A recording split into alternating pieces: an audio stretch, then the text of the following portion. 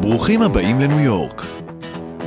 רוצ'סטר, הידועה בכינויה עיר הפרחים, נמצאת במיקום מאוד אטרקטיבי על הגבול של קנדה וטורונטו, במרחק של 50 דקות טיסה ממנהטן, וכשעה וחצי נסיעה מאחת מתופעות הטבע המרשימות בעולם, מפלי הניאגרה. צמוד לעיר נמצא אגם אונטריו, ובו שלל אטרקציות משפחתיות, ומספר גדול של מוזיאונים, מסעדות, בתי קפה, ברים, חיי לילה, מלונות ותיאטראות.